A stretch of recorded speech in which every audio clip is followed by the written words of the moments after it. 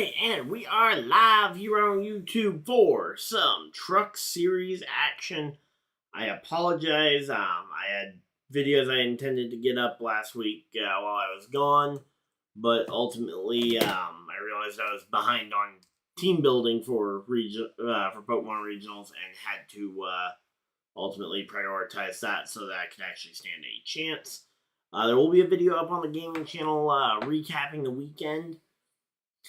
That should be coming out this week, but yep, we are back though. I will be mixing in some of those other video ideas though to help fill out the content, because I'd like to try and get back to a point where I'm coming out with nearly daily videos here on the channel, if not full-on daily videos for you guys. So, alright, there we go. Chilling out here. Hopefully everybody's having a good time. We are chilling out here. We're getting ready for the for the Kansas Speedway race. It is the Heart of America 200 here at the Kansas Speedway. Welcome on in. There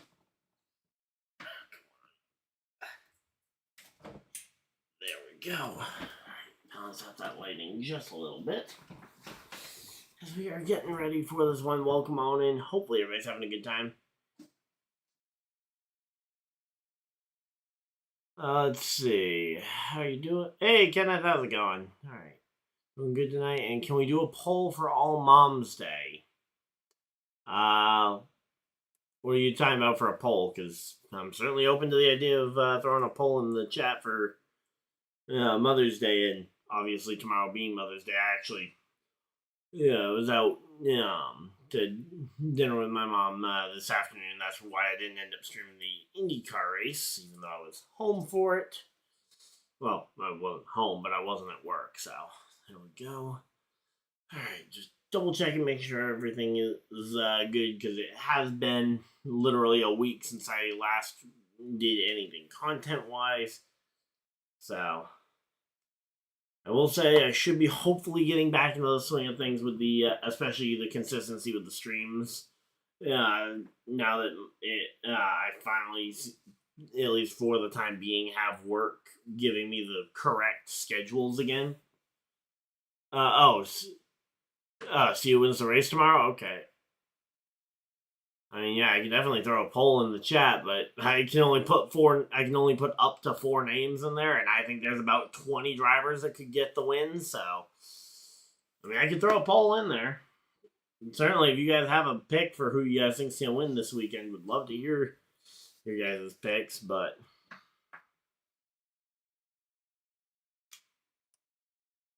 yeah, it certainly is because that's the one downside with the poll, is I can't go and put like a poll with like 15 or 20 drivers in it to fill out the roster, but yeah. Alright, so there we go. Coreyhiem starting in the second position, 2-time Kansas winner, and he is actually running double duty, as he will be making a start in the NASCAR Cup Series for 2311 Racing, driving car number 67 tomorrow. So we'll be keeping an eye on that for sure.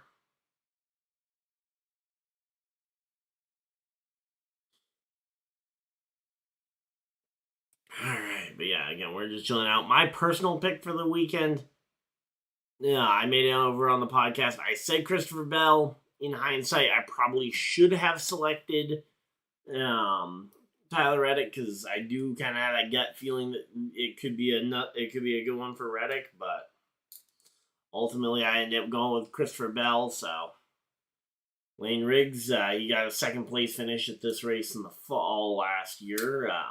Part of that incredible run where he went second in the to start the Truck Series playoffs, which absolutely killed the field. I also did check in with my local short track. We'll absolutely be bringing you guys trackside coverage. We just have had rain and snow, and the dirt track is still not ready for racing action. So, it is just a matter of time before we are back at the local dirt track, and I cannot wait. I am so excited to be able to go back there.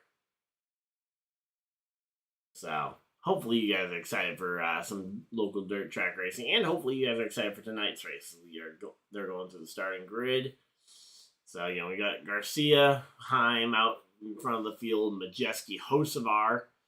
Hocevar in the 7, William Byron will be driving the 07 truck tonight. A couple of notable as he's starting in row 6, just outside the top 10. Some other notable drivers in this field tonight. You got Brandon Jones driving the 1 car. You've got Hemrick in the 19. He's part of that team that has been on fire these last few weeks. But honestly, not a lot of real surprising. Not a lot of all-stars kind of jumping into this series between Xfinity and Truck Series guys. You would assume, especially with the Xfinity Series being off, maybe some of those Xfinity guys would try and keep their feet wet, but ultimately, nope. So there we go.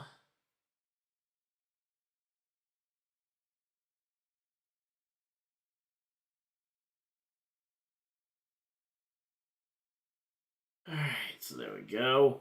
So yeah, Ty Majeski, first 3 races of the season, he had a 5.0 average finish through the 2 super speedways at Daytona and Atlanta, and then race 3 at Vegas.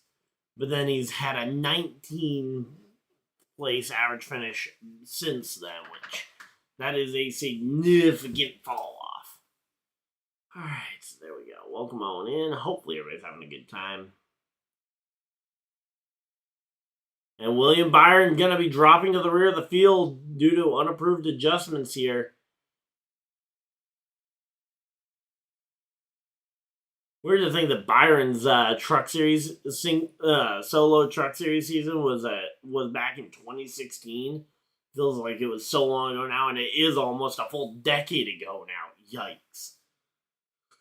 Oh boy, I just realized how long it's been. Because yeah, that is actually a decent chunk of time. So there we go. Welcome on in. We got 9 people hanging out in the chat as we are getting ready. Lights should be going off. Yep, lights are off on the pace car. We will be going green next time by. Green next time by. So again, this it's a 1.5 mile track. Turns are banked at about 20 degrees. Front and back straightaway are both ever so slightly banked, about 5 to 10 degrees each. So there we go. We will be getting ready for this one. Alright, so the race breakdown. We got 30 lap stage 1, 30 lap stage 2. Final lap is 74, or final stage is 74 laps. 45 mile an hour pit road speed, 50 to 55 laps. So they can't go that final stage on fuel. And that is always the big thing we look for with these truck races is where do you have to make that pit stop. So 50 to 55 laps, you could theoretically, and I think it is mathematically possible to go the first 2 stages without a pit stop due to the caution laps in between. If you stay out all the way there, you're going to need a full tank of fuel at the end of the stage. So it is going to be a big one, but here we go. Lights are off on the pace truck. We are going to be getting ready for this one. Welcome on in. Feel free to let me know who you guys think is going to win this race. Would love to hear you guys' opinion. My personal pick, I think it's going to be Corey Heim taking this one. I think he's going to be the dominant truck of this season, and honestly, I'd be a little bit shocked if he. If it isn't for late race shenanigans, he probably could have won He probably could have won almost every race this season. So, outside of the Larson races, where Larson dominated, dominated the trucks. Here we go. Pace car is off. Field in the hands of Jake Garcia, the pole sitter, and Corey Heim on the outside. Rolling down to the restart zone, and green flag is out. No contact already. As some of those drivers on that inside line kind of mistiming the restart here. As they cross the start-finish line, they are allowed to start to fan out. They cannot move until they cross that start-finish line. And the 98 in trouble already as he continues to back up right in front of the 77 of Andres Perez. And that is a massive stack up there. That has allowed, that's going to open up some doors for some of these guys. But as of right now, though, off turn 4, and it is going to be Corey Heim with a commanding lead After only one lap, he's got himself clear by about 2-3 truck lengths down into turn one. And yeah, Coreyhiem is just trying to drive away from the field. Looks like the 26 Dawson Sutton may have also gotten some contact there. The 98 of Ty Majeski has found his way to pit road, and it is a very exciting opening couple of laps here. Dawson Sutton still looks out of shape here, as he is trying to find a way to get in line, potentially trying to just start racking up these laps led again.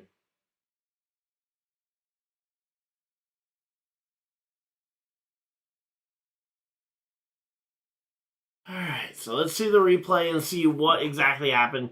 So the 98 was the first one that checked up. He got run into the back of by the 99. Goes up to the middle, following the 13. And then the 7 of Carson Hocevar cuts down on that front end.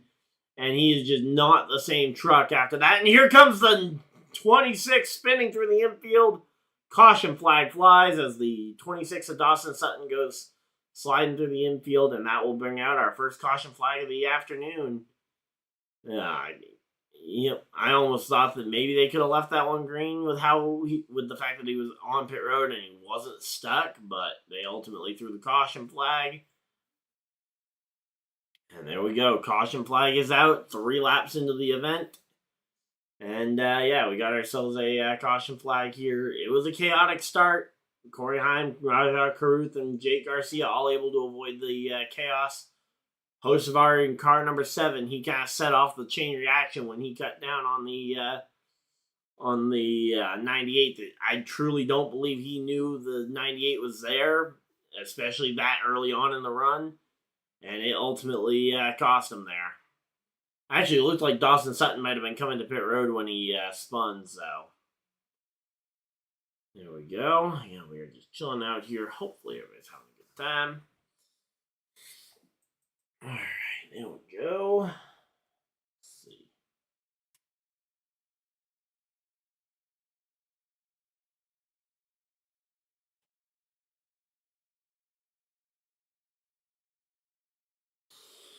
Alright, so yeah, we're just chilling out here. Hopefully everybody's having a good time. But yeah, I do have some ideas for some videos. There will be some iRacing stuff, some iRacing sim stuff that like I kind of teased that I was working on for the off week. So yeah, there will definitely be some of that. In fact, I'm probably gonna be working on some of that on Monday. Probably will be when I get started on that. But yeah, definitely looking forward to that. I got some ideas. And then we got, after this week, we head to North Wilkesboro for the NASCAR All-Star Race. Yeah, so we will have the NASCAR All-Star Race at North Wilkesboro. Then we have the big weekend. We've got the Coca-Cola 600 after that. So that'll be fun. We got to say, again, I'm still waiting also on... And this is kind of the other thing that's kind of been holding it up is not really knowing the schedule as to when I'm going to potentially be moving or moved down to the new studio in the new/old studio in the basement. So I'm hoping that will be soon, but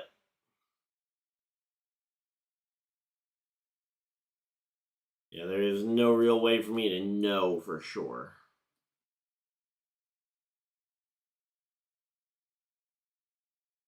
Sad. I don't know that it will be soon. I also don't know that it won't be. So, all right, there we go.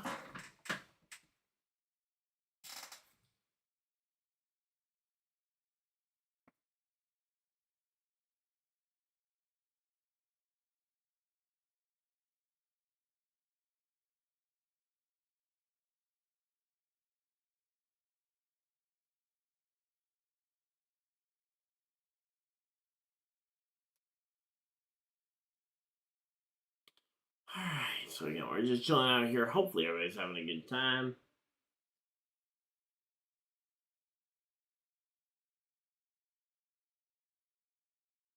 Alright, so here we go. We're going to get a chance to see this replay once again. And yeah, so it's just a stack up on the restart from the 13. It seemed like not really knowing when to go or not there. And then the big thing is that, yeah, Hocevar gets loose there. I don't think he knew that the 98 was down there, and he just cuts down right on the 98's nose.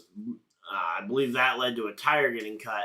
Not sure what happened to Ankrum there. He he had a wheel lockup or whatever, and went up, brushed the fence as he was getting around the 98, who was beginning to free fall. Dawson Sutton ultimately got tagged in the collision, and ultimately led to what we now have as our first caution flag of the day.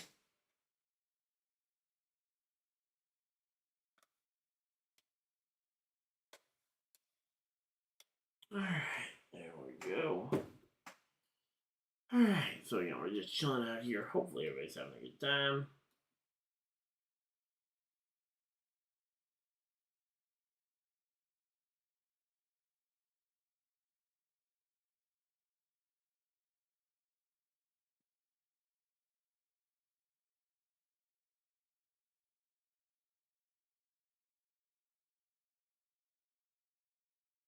Alright, let's see. 24 laps to go in this stage again. It was an early caution, so definitely still time for some comebacks here, but it's gonna be an interesting one as we get down through this.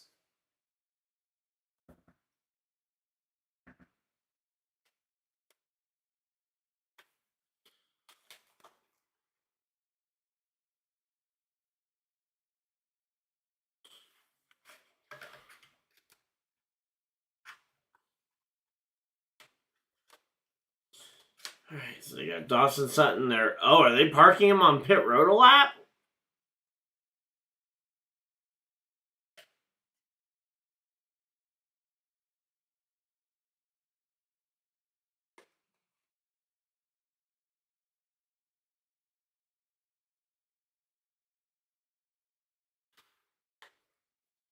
So yeah, they're gonna hold him a lap or two here. That is something we don't see often, and I really did not expect to see that today. I mean, that is a rare call to see made, especially where NASCAR, they're usually as indecisive as anything, trying to just find any way not to have to make the hard call. But that's not a call. I don't think they needed to make that call necessarily.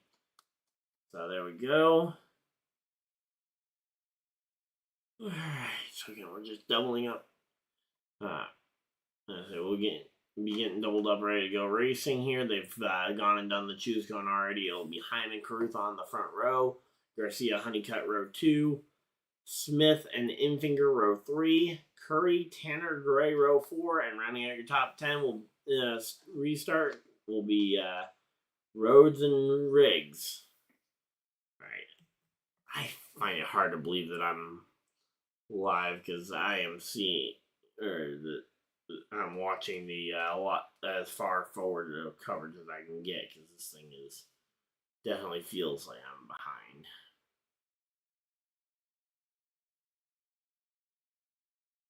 Oh yeah, I'm not live.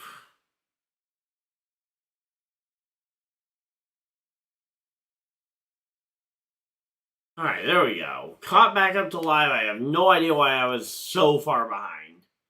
There we go, and here comes the 66 coming to pit road. Not sure what happened to him, but it looks like he's got a tire coming down. Let's see.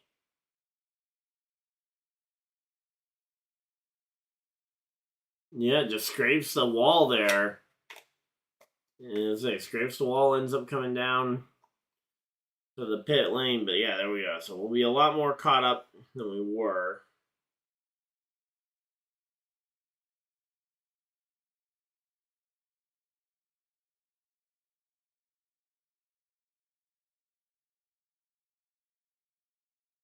Come on. Come on.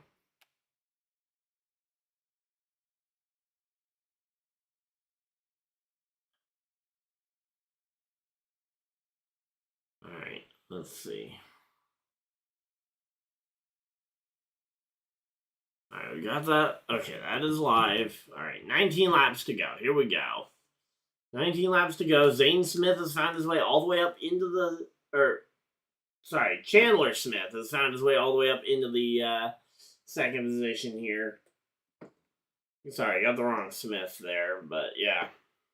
So Chandler Smith found his way all the way up to the 30, in the 38 cars, found his way all the way up to the second position.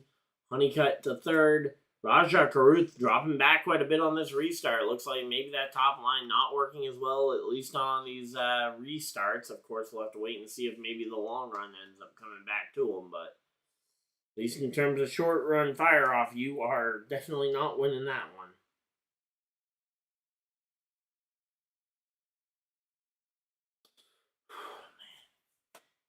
Yep, there we go. All right, so 17 laps to go. We got plenty of time here. All right, let's see. All right. So 17 laps to go. We're getting to the halfway point here in stage number 1. Again, so far, some of your biggest movers of since the restart. You've got Hocevar, who gained 9 spots. Ankrum has gone up 9 spots. Hemrick, Matt Mills, and Byron each up 4. Some good gains there, but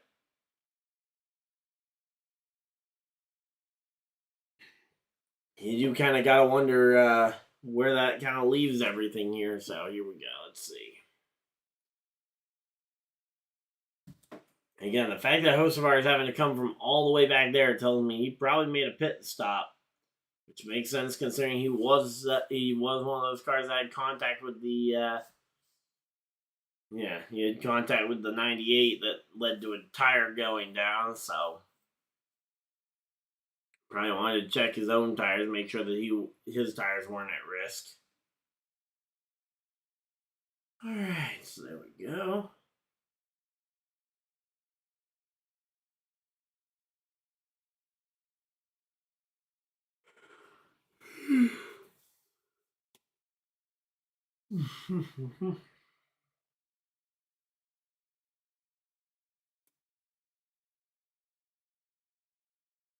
Alright. Just looking for some more storylines. Again, we're just chilling out here. One thing I definitely is I was excited to be able to actually get a chance to film, and we might show it later on here, is I did actually get the chance to try out a new restaurant slash fast food chain that we don't have near me that I was able to try for the first time. So I did a little quick food review. That'll be part of the longer weekend review tomorrow, or not tomorrow, but over the next week. But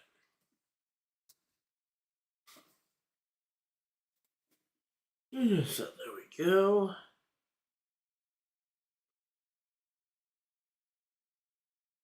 Ooh, man. Between that and then coming back to a full work week has definitely been a little draining. But we are here. We got 12 laps to go in stage number 1 here.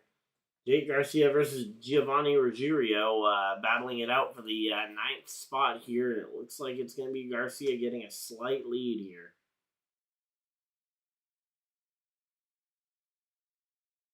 All right, here we go.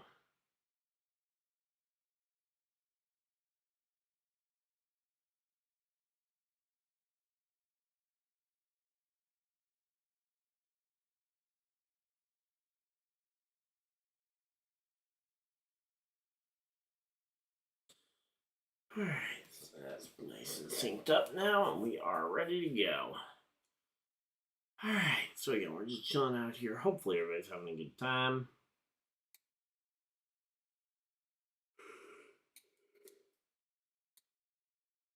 Oh, man. Again, yeah, it's been a little bit since I actually streamed, so just trying to get back in the swing of it. Shake some of that rust off, and here we go. Let's see. Jake Garcia, man, he was the pole sitter and managed to not even lead a lap here, as we're now 10 laps to go here in the race, and coreyhiem continues to dominate here. And the ThorSport Racing team, I don't know. I mean, I think part of it is the fact that I think expanding to a 5th truck really hurt them overall. But, like, they were such a juggernaut, unstoppable force it was them and KBM were like the two untouchable teams. Nowadays, KBM is obviously sold.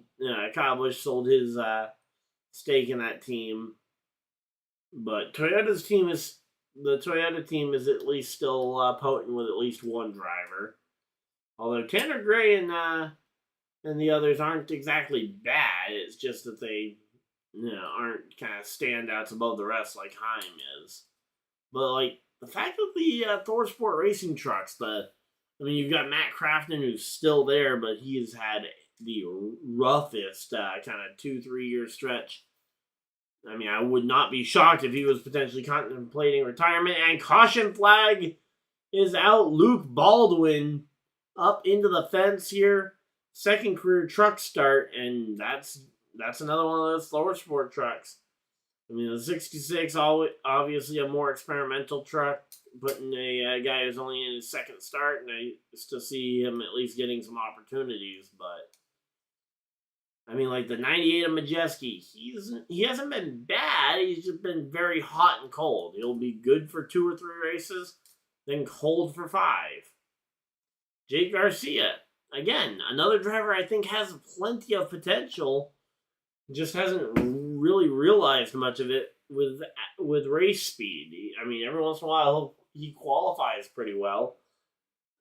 Can't remember if this is his first pole position on the year or not, but it's not the first time I've seen him qualify well. And then he just ends up running somewhat mediocre in the middle of the field. Let me see if he has won another pole, because I feel like he has. Yeah, caution's out with 7 laps to go. We're going to have to figure out what we're doing here shortly, but... Alright, let's see. Where's number 13? There he is, Jake Garcia. Okay, so, yeah, he's only got the... So he won the pole at Rockingham and finished second, which... in addition to tonight. So this was his second pole... of his season. And so that was his second career pole. He really hasn't had he's finished on the lead lap in 6 out of the 8 races this year. So, Jake Garcia's not running bad. He just, in a situation where it feels like he's the second best driver on the team because Ben Rhodes has been anonymous most of the year. Crafton has been looking more and more like it might be time for him to at least consider retirement. I mean, again, I hate feeling like I'm suggesting early retirements, but you got 2 former champions, Matt Crafton, the older of the 2, who have been close to anonymous most of this season. Majeski's been all right, and then Garcia's been okay, but still not exactly what you're really looking for. I mean, I try not to judge it too harshly, but again, I'm not saying it's the driver's fault by any stretch of the imagination. All right, let's see. So Ben Rhodes? I mean, he's got, again, the finishes aren't bad. He's got 2 top 5s along with a pole position, and in fact, it was back-to-back top 5s this past month at the Bristol and Martinsville races. And he finished 6th last week at Texas, so again, it doesn't feel like he should be that bad of a start, but just some untimely DNS, and the top 5s that he has had he's felt relatively anonymous during the races. I mean, I don't remember the last time we mentioned him for something notable.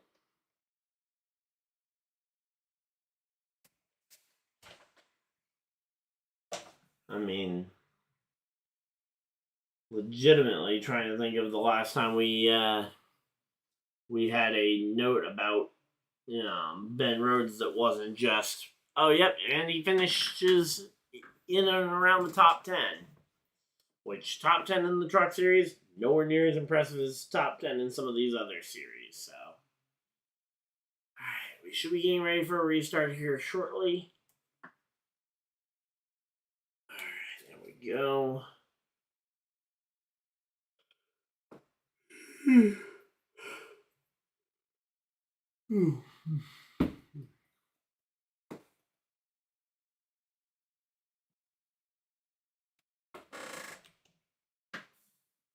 Alright, there we go.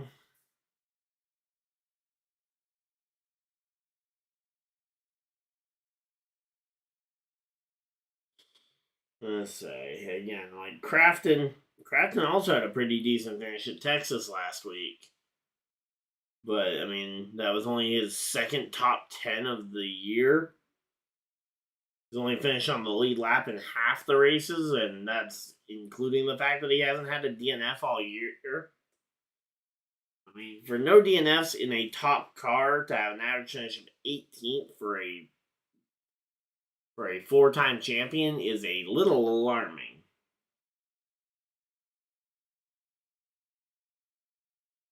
Again, Majeski's been all right. I mean, again, he's had two DNFs. Those are the only two times he didn't finish on a lead lap. Say ranking inside the top 5 on points, but again, really just no real standout events. And a pretty cold streak through April. I mean, his back-to-back DNFs at Bristol and Rockingham certainly struggling, although bounced back at Texas, so maybe but then a crash early on in the race here, he's going to be probably off the lead lap for the majority of today as well. We'll be right back to where we were.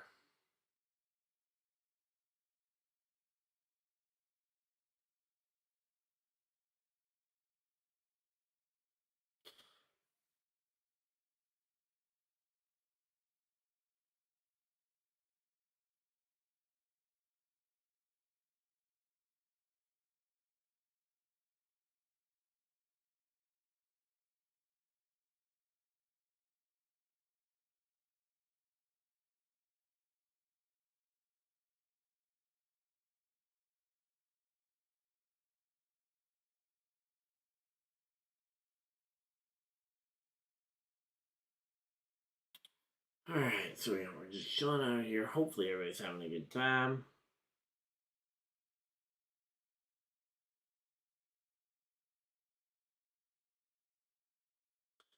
Alright, we got 8 people hanging out in chat. Thank you guys for everybody that has decided to spend a portion of your very valuable Saturday night here with us. And again, happy Mother's Day weekend to all the moms out there. Alright. So yeah, William Byron having an issue coming off pit road. That's not good. He ends up getting it rolling again, but man. Yet another incident there where he probably could have been able to maximize points just a little bit better. And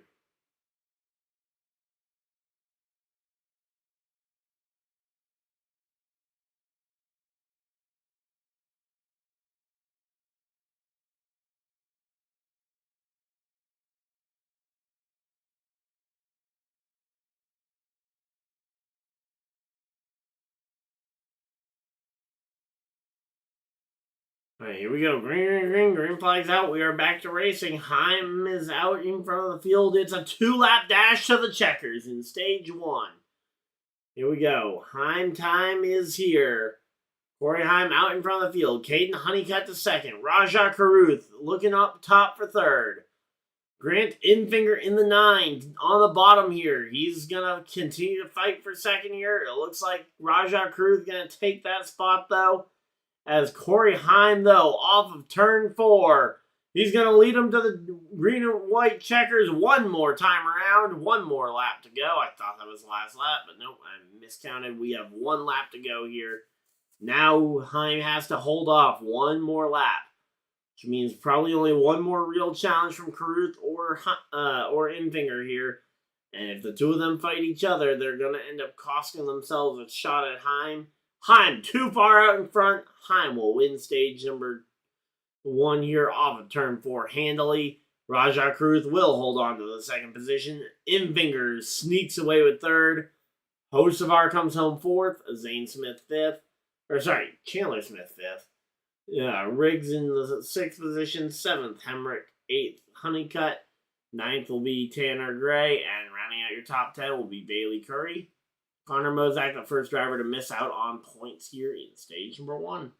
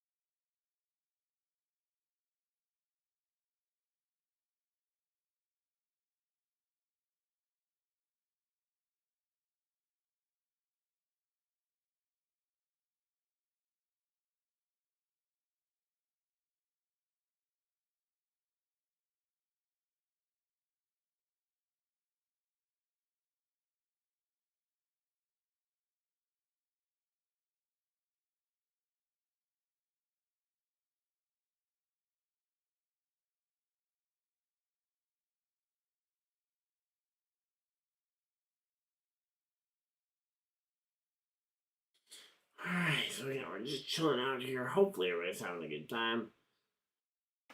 Stage 1 has just wrapped up, and we are currently, again, we got the Cup Series race, the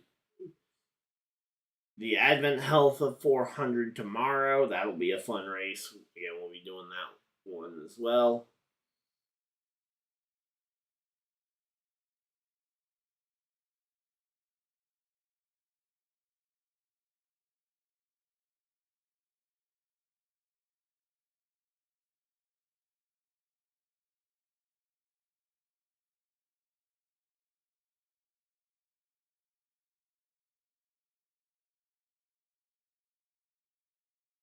Alright, there we go.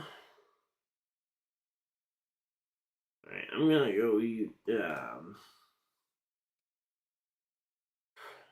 gonna go get myself some water or something. Actually, I might grab myself an energy drink real quick and then we'll be right back. But yeah, I'm still trying to readjust after, again, a long week.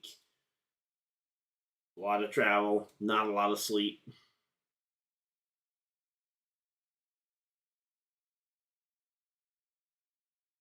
Yeah, it was fun though. I will say that much. I enjoyed the week up in Milwaukee, getting to see a town that I've never seen before.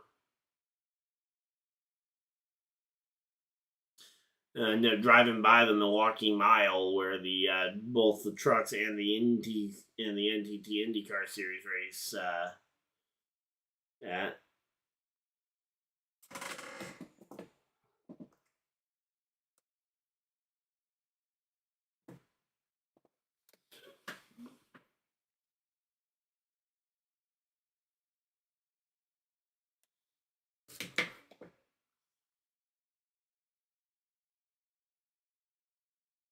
Alright, 28. We're currently in the opening laps of stage number 2 here. As stage 1 just wrapped up with coreyhiem getting the stage win. Again, they're going to be coming to pit road here they're going to be opening pit road probably right now, actually. But none of the front guys are going to come to pit road because they think they can, and rightly so, I think they can make it to the end of this second stage on the same tank of fuel. So they make that fuel number frequently enough that I trust it.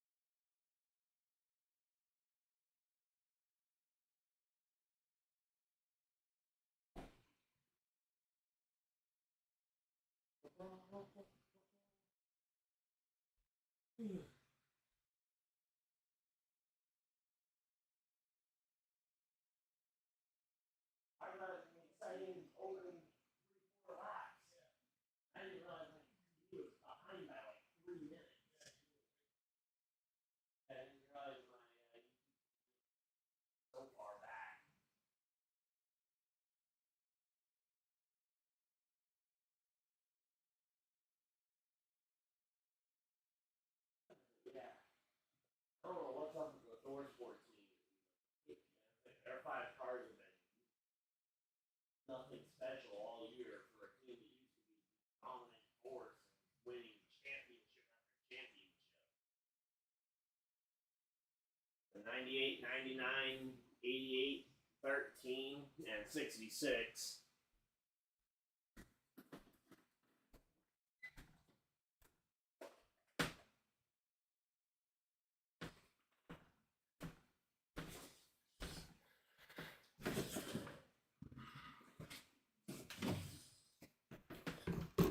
Alright, there we go. We are back.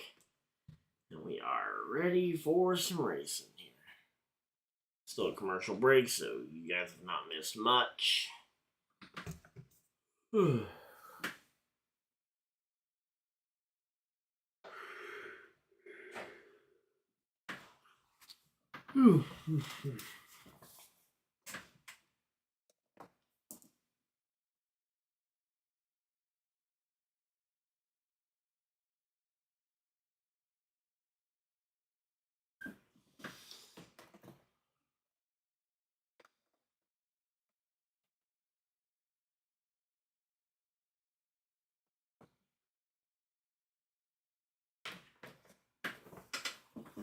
Alright, so there we go.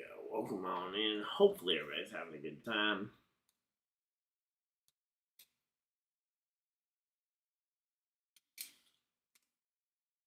I will say that should be the only cup race that I miss all year, hopefully, for the was the Texas race. Wish that I'd missed one of the other races. But yeah, because that Texas race was actually really good. Especially by Texas standards.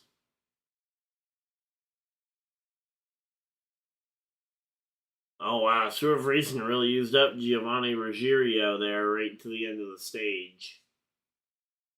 And then on pit road, one of the teams accidentally let a wheel get loose.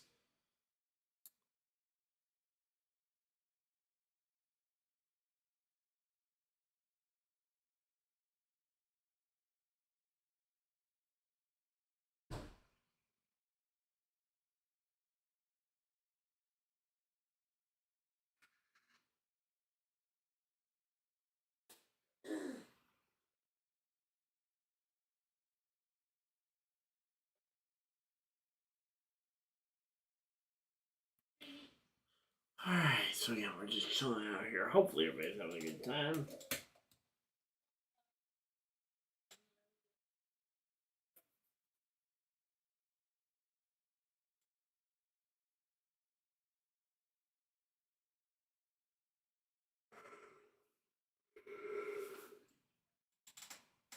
Oh, man.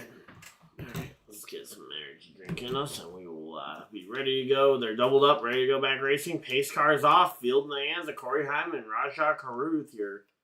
As they go, green, green, green, green flags out, we are back to racing.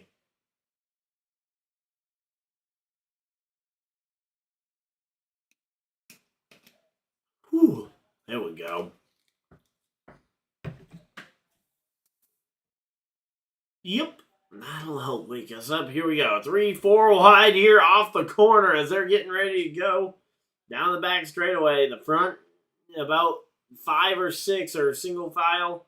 From there on back, it is a hornet's nest. And here comes Lane Riggs making his way towards the front of the field. Once again, Rajah Caruth in that top lane just not able to make anything of it. I mean, I want to see another replay of that restart because Rajah Caruth started on the outside of row 1. He's already back to 8th or 9th place right now as he battles with Tanner Gray.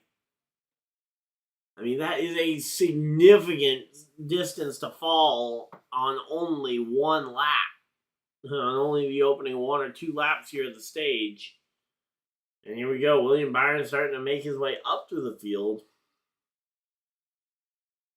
And yeah, you can afford to lose spots like that if you gain them back just as fast. But as I say, so far tonight, we have not seen any proof that Rashad Caruth can gain spots back as easily as he just lost them. But here we go. Hocevar gets clear of Chandler Smith, and he will start to set sail for the number 11 truck here.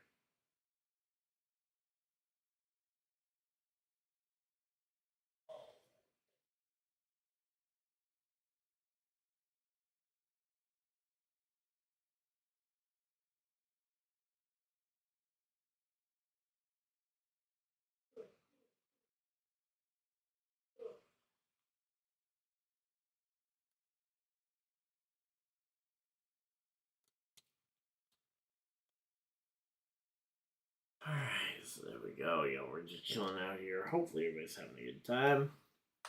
I don't think there's any build-up. I don't think there's a lead-up event to the race tomorrow, unfortunately. I kind of was hoping that maybe there would be I thought maybe the IndyCar race would be on at like noon and the Cup at 3:30 or so. So we could lead one into the next, but nope. I am looking forward to Indy 500 time trials, though. Might not be able to stream the entire afternoon of time trials, but we will try and stream at least the pole shootout and potentially the last row shootout.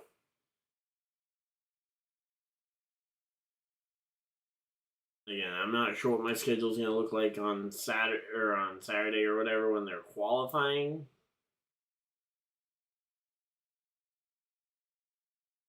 When they lock in the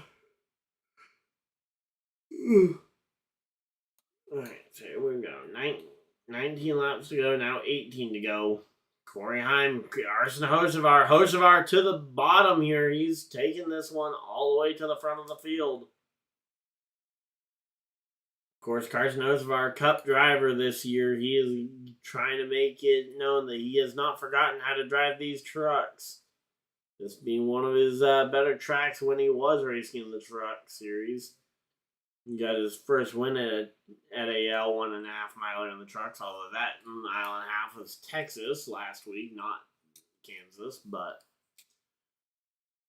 again, some of those skills apply. He is very good at running multiple different lanes, trying to throw wild sliders, trying to find that speed in the top groove. All these things Hocevar is really good at.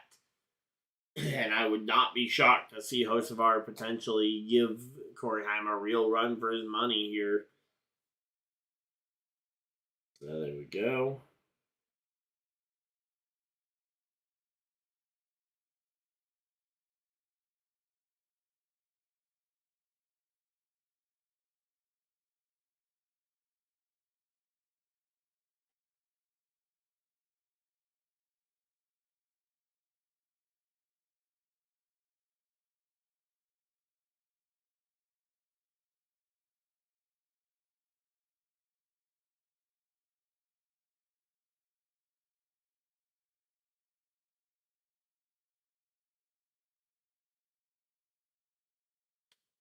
Alright, so 15 laps to go here. We are currently crossing the halfway point in stage number 2 here.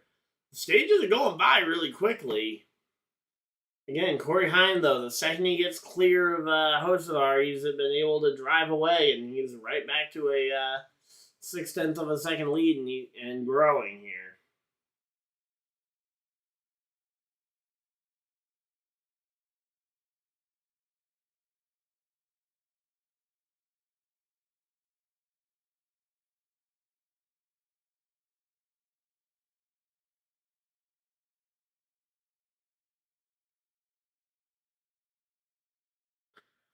Yeah, showing the Phoenix finale is the finale of the 2023 Phoenix truck race when both Hiem and Hocevar just went out of control trying to take each other out after Hocevar ended Heim's shot at the championship.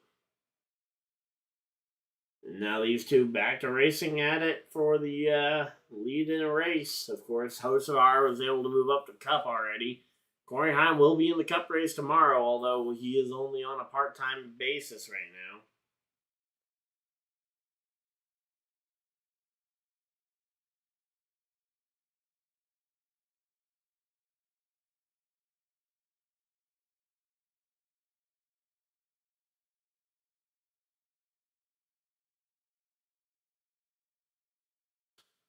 Alright, so we're just chilling out here. Hopefully everybody's having a good time.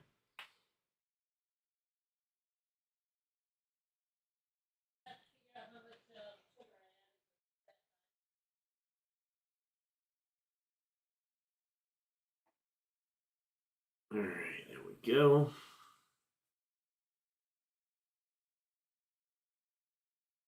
No, let's work on something here on the side here.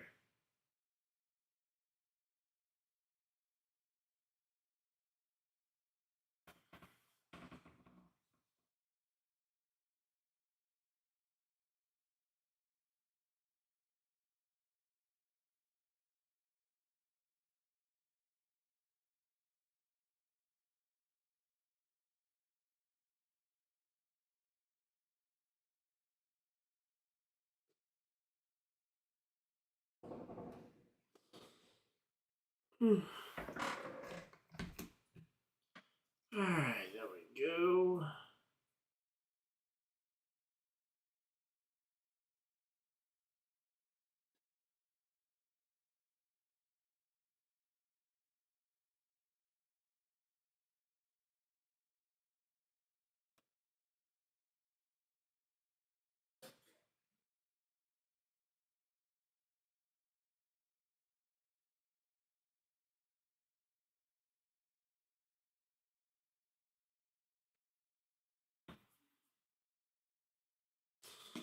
Alright.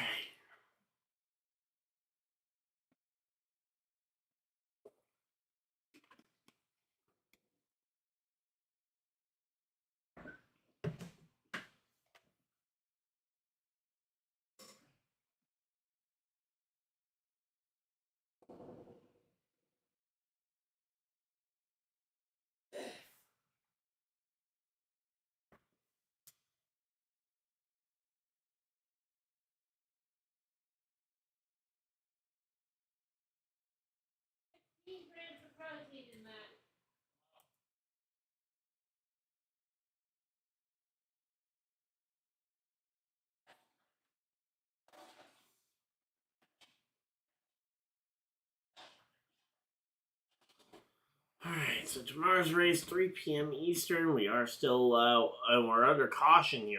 Caution flag was out. Curious as to what the cause of it was. Well, I was just thinking that I froze some coffee in ice cube trays. And there's another way to make the ice cream is in a blender with ice cubes. So I thought I could put that powder in my Vitamix blender with my coffee ice cube.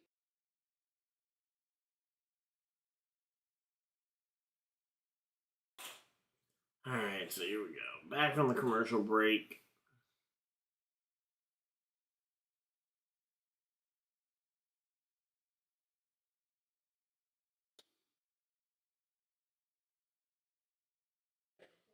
Yep, here we go. Here comes all the front runners. Here comes Corey Heim and the rest of them coming to pit road here. A weird spot to be coming down pit road. I guess they're all deciding that they wanted to make sure that they've got a fresh set of tires here for this run to the checkers.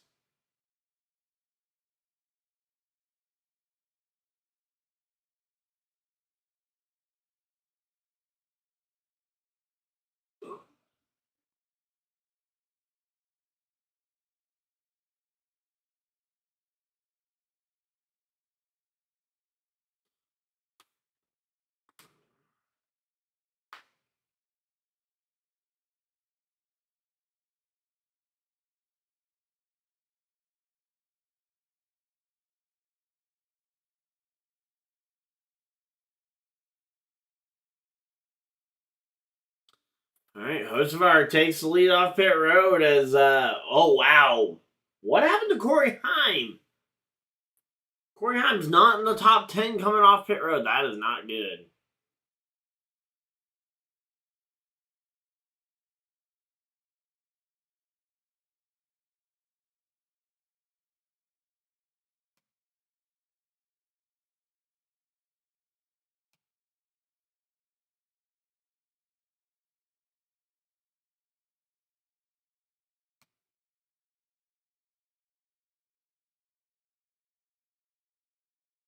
All right, there we go.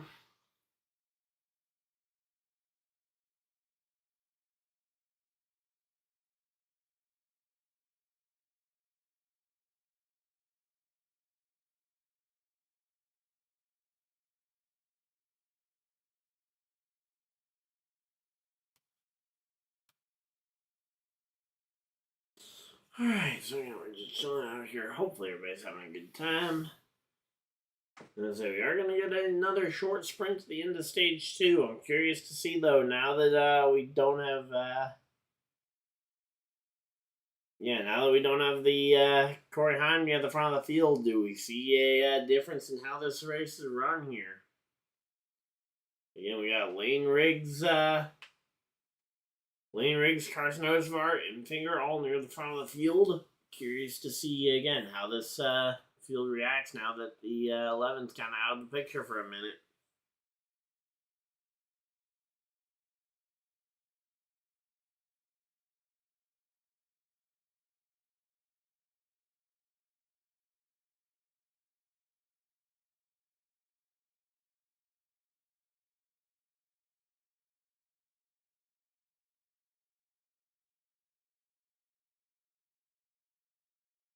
Alright, so they're doubled up, ready to go back racing. Let's see, where's the 11 at on the track? The 11 is listed in 16th place, so he is going to have a bit of work to do coming from the back here. Again, Hocevar and Finger on the front row, Tanner Gray and Lane Riggs row 2. Row 3, Hemrick and Caruth. As we get ready to go back racing, 6 laps to go here in this stage. Will be 5 to go when they take the green flag. It'll be 5 laps to go. Field in the hands of the 7 and the 9 as we go green, green, green. Green flag is out, and we are racing here at the Kansas Speedway. Again, Carson Hocevar, Cup Series regular, driving the number 7 here down to the bottom. Underneath the 9. The 9 just about still on that outside. He's going to try and use that momentum off the corner here. Rajah Caruth in the 71 looking on the top side, trying to find a way around him. Tanner Gray looking to the inside, trying to find a way around Hocevar, but was not able to find it. Starts to back up, gets right in front of Rajah Caruth, checks him up massively. And Rajah Caruth once again falling back on a restart here. Not a great look for the driver of the number 71. But at the front, back at the front of the field, the 9 car of Grant Enfinger has taken command of the lead of this race. The 34 Lane Riggs following shortly behind him. And the 7 of Hocevar looking to the bottom. Hocevar going to look to see if he can take the second position away from Riggs. Might even be looking for the lead. He slides up in front of Riggs. Both of them nose to tail still as we got the 9 of Enfinger. And here we go. Hocevar looking to the bottom. He's going to try and slide job the 9 of Enfinger here. 3 laps to go. And Hocevar, he's got a lot of speed here. The question is, can Enfinger and Riggs rally here? To the top of the track goes Riggs. So does Enfinger. Both those yellow cars right around the top of the track.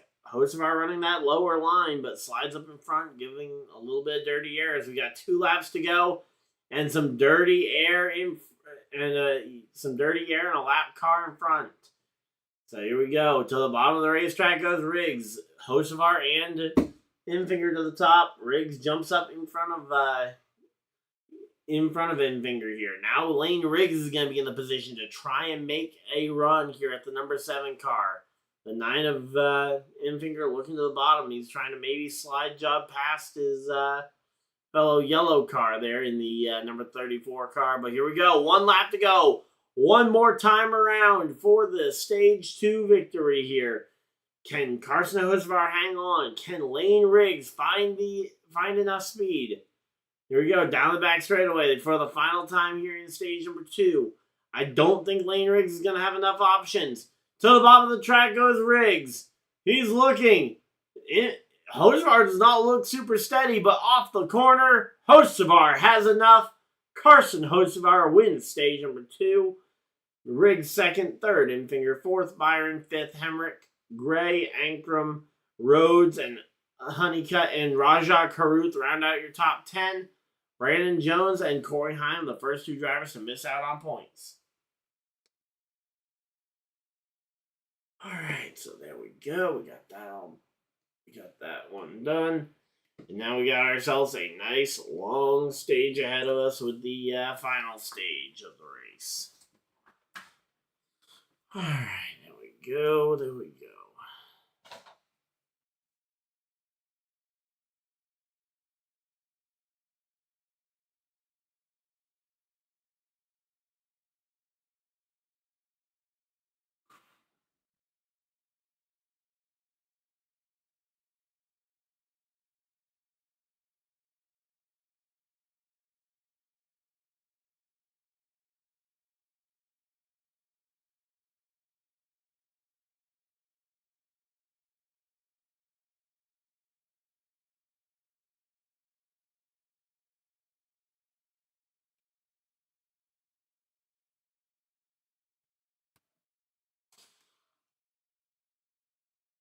Alright, so again, we're just chilling out here. Hopefully everybody's having a good time.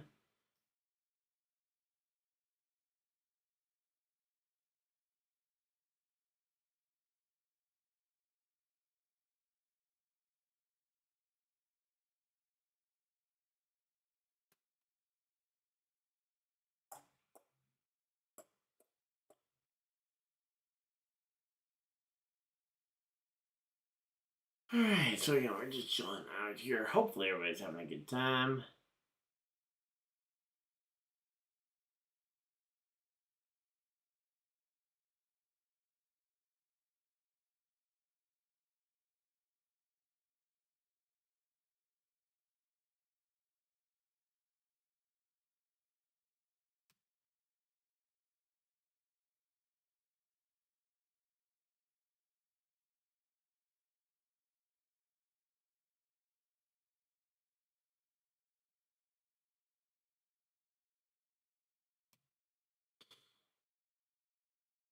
Alright, so again, we're just chilling out here. Hopefully everybody's having a good time.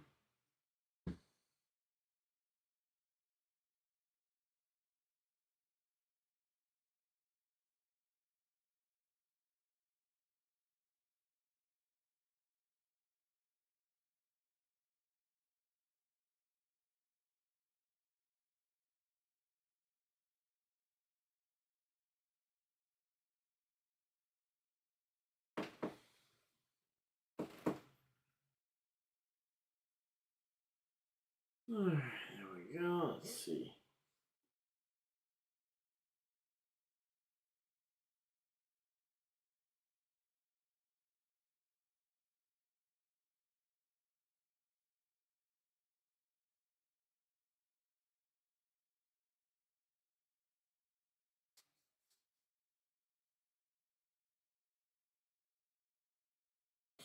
Alright, here we go. Coming back from commercial break. And yeah, again, just showing some of these moves that Hocevar used. Got a great push from the 34. He was able to use that to propel himself to the lead. And ultimately, the 2 yellow cars just could not find a recipe to get out ahead of him here.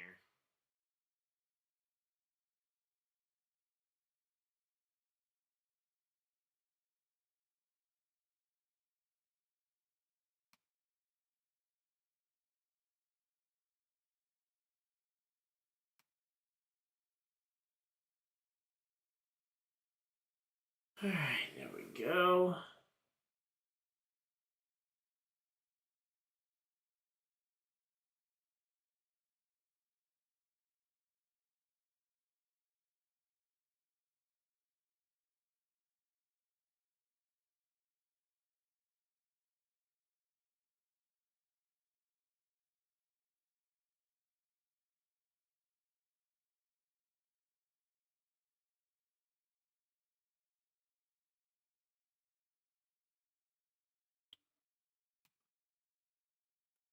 Alright, so yeah, we're just chilling out here. Hopefully everybody's having a good time.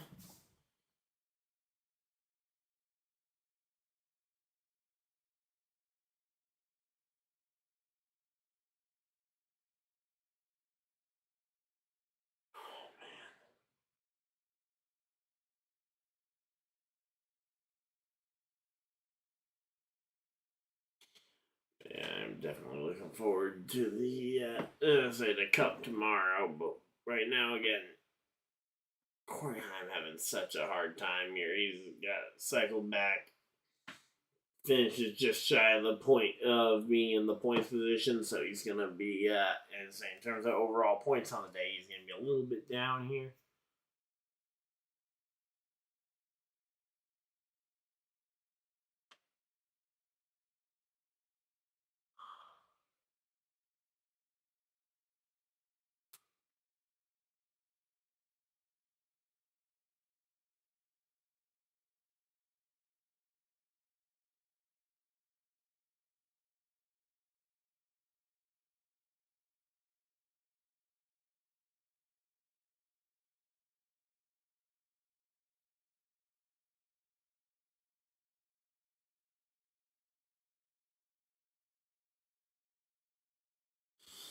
Alright, here we go.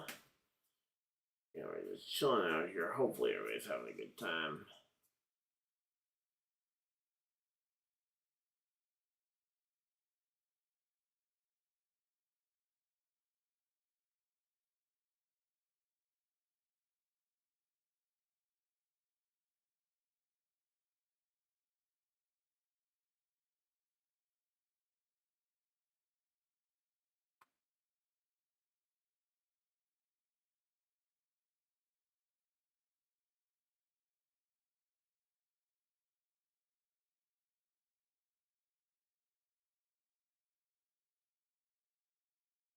Alright, well, there we go. You know, we're just chilling out here. Hopefully everybody's having a good time.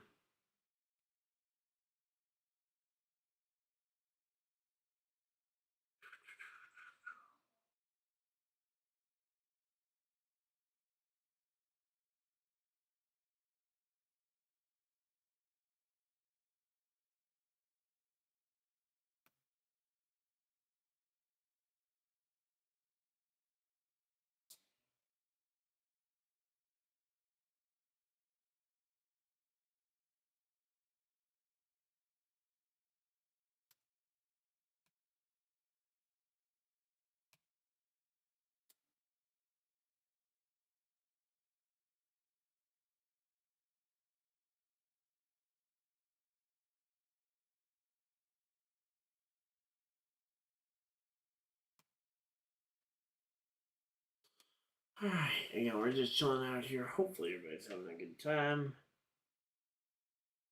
Let's see. 34% still on my computer. That's good. Man, I am just tired. Definitely we're starting to run a little low on steam.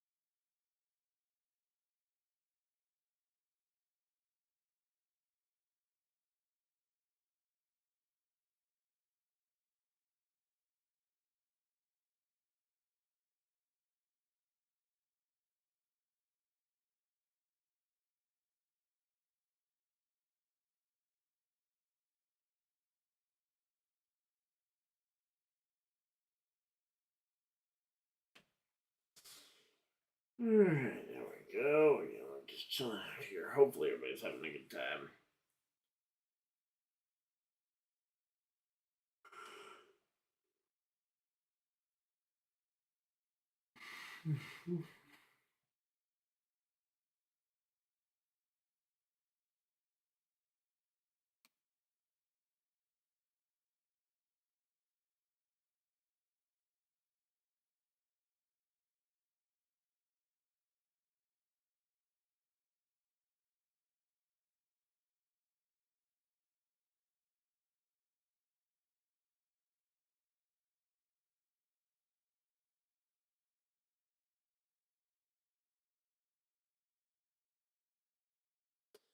Alright, here we go. Doubled up, ready to go back racing. It's Hocevar Riggs on the front row.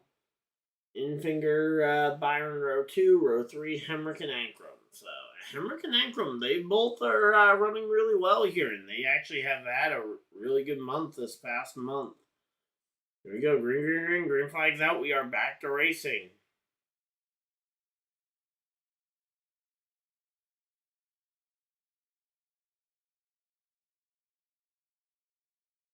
Alright, so here we go. Again, 3, 4 wide there for a moment. Oh! And I thought Rajah Cruz was about to wreck. And here we go. Tanner Gray all the way to the bottom looking for 3 wide. Sorry, that's not Tanner Gray. That's the 11 of coreyhiem. Used to seeing him in the red Craftsman colors, but no, he's in the light blue colors today. So yeah, coreyhiem making some moves here. Jumping to the bottom, trying to make something happen.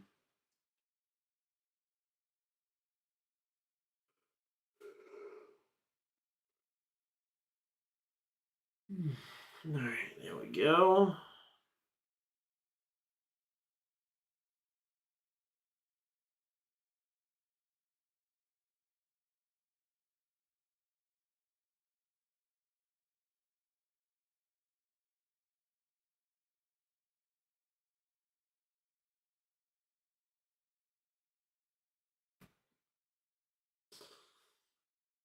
Alright, so there we go. Again, we're just chilling out here. Hopefully everybody's having a good time. If you guys are, of course, hit the like button and subscribe if you guys are new. We are trying to hit that 3,000 number. We are oh so close.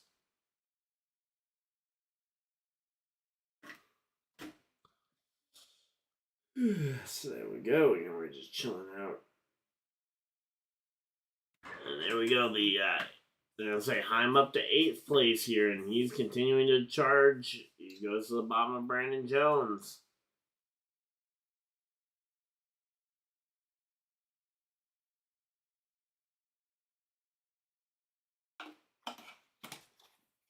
Ooh, there we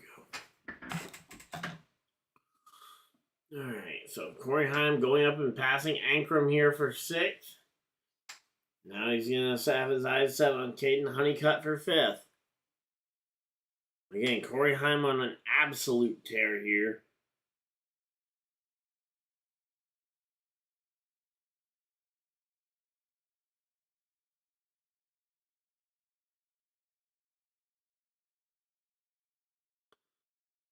Alright, see, I'd be shocked if coreyhiem doesn't have the fastest lap of the day so far. And honestly, I'm not sure anyone can beat him just because of how fast these cars are.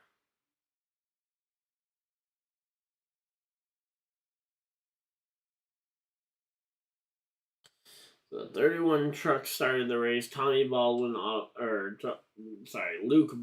already out of the field.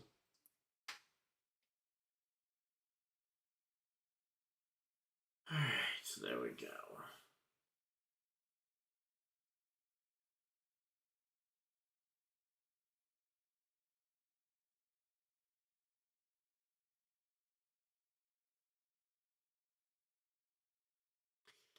Alright, so there we go. 61 laps to go. Oh, man.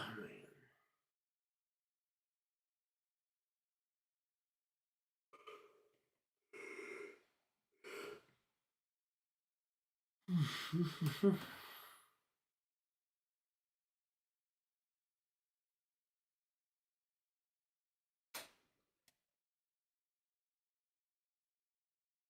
60 laps to go, and again, Hocevar out in front of the field. He's gonna try and stretch this one. Meanwhile, here comes Heim on the bottom. He passes Caden Honeycutt. He's gonna be looking for the rest of these spots here shortly.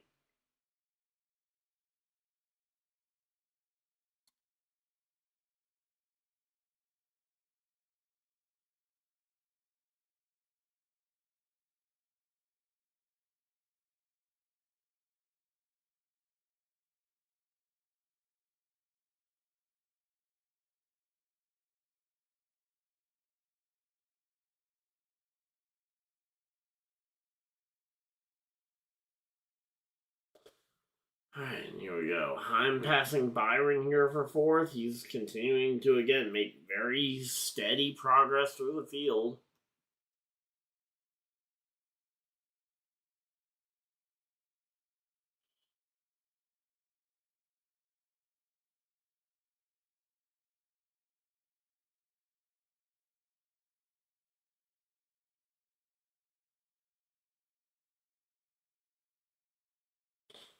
Alright, here we go. Let's see.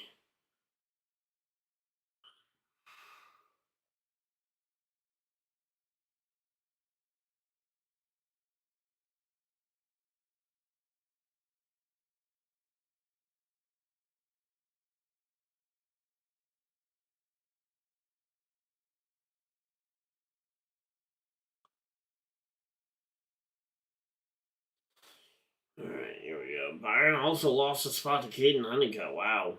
Honeycutt's on a bit of a roll here.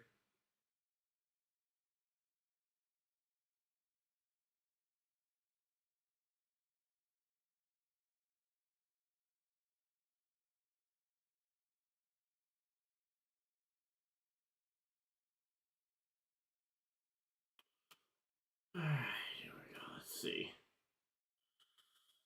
56 laps to go. Come on. I'm so tired.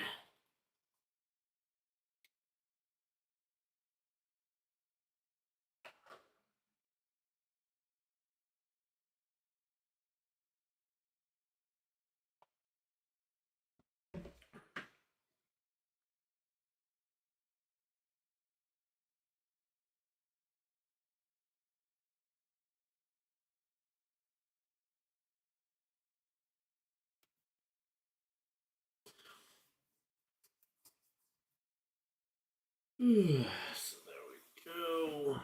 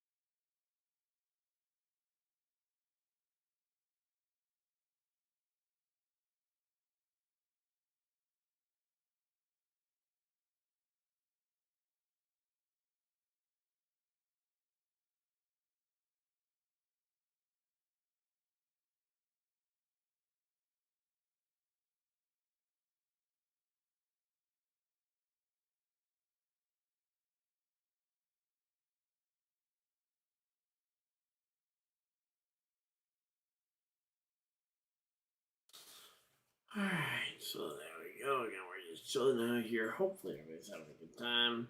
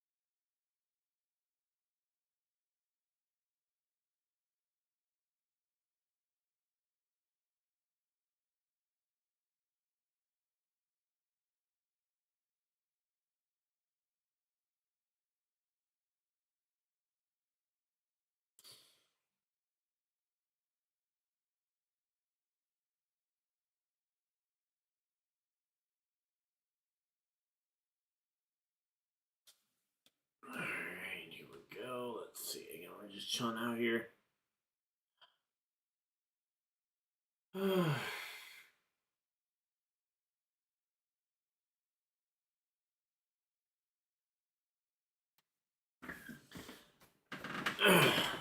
Hey Cole, how's it going? Background's ready for the Indy 500. Yep, as I got the brick background. I've had that, in the backup studio basically ever since the primary studio got flooded back in at the end of October. So yeah, I'm sorry if I'm a little low on energy. It's the first time I've streamed in over a week, so a little out of practice, but it's been a long day. Oh, whoa! The 38 coming out of the pits there nearly killed somebody on the 42 team. Man, Chandler Smith here currently running in the 10th position. Coreyhiem's been able to make his way all the way back up to the 8th place. Yeah, no worries. It happens.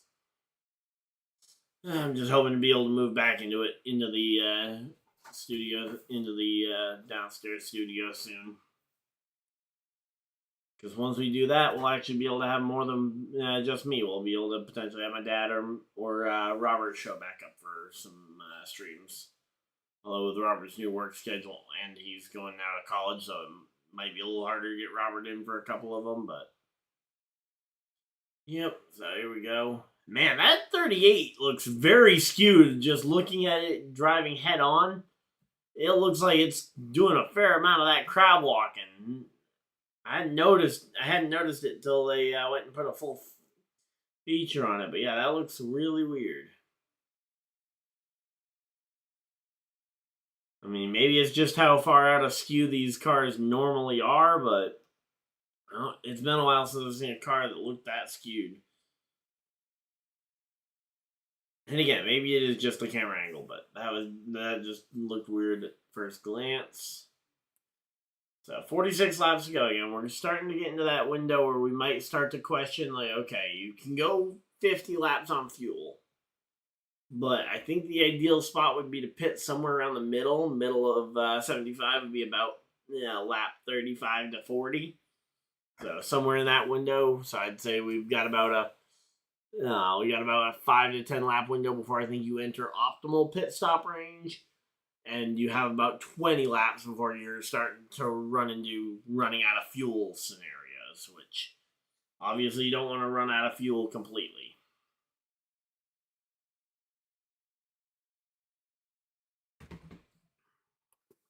Alright, there we go. And I say 45 laps to go. You can make it all the way from here on fuel. So that was the other thing I needed to see was whether or not they could make it if they pit now.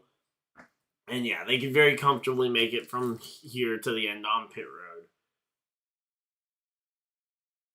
Oh yeah, I know it's a crap, but I also remember NASCAR outlawing it after that one test session where the Cup cars were so far out of skew that by any reasonable measure they were completely illegal.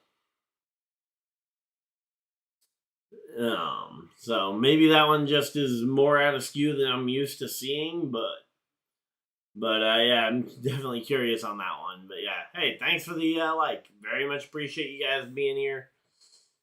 Again, especially when the chat's active, it makes these streams a lot easier to kind of react and give you guys actual content that you guys are looking for. Would love to hear you guys' predictions for tomorrow's race as well. We will be streaming that one as well. Would have been streaming IndyCar earlier, but was out at dinner with my family, so yeah, getting through the Mother's Day stuff. But here we go. Right, we got 8 people hanging out in chat. Thank you guys for everybody that has decided to spend a portion of your very valuable Saturday night here with us. Again, 42 laps to go. We're closing in on that window. Again, we're entering that optimal time for that pit stop. If I'm someone like a Corey Heim, I'm potentially thinking, I want to press this attack. I want to pit here, try and force the rest of the drivers to plan around me, rather than going the other way around and basically just waiting and letting the other drivers force your hand. So there we go.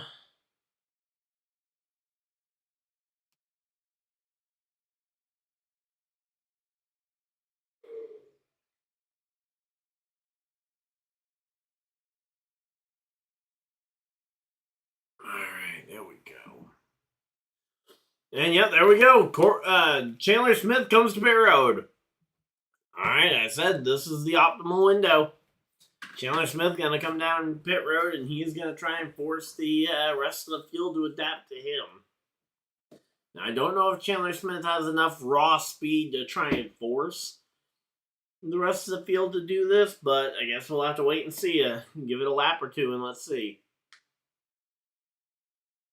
Yeah, the legality on that isn't real. The sound from the TV is a bit of a legality issue. Other people don't mind trying to brush up against it, but I try to follow within the boundaries. We got Rajah Caruth coming to pit road.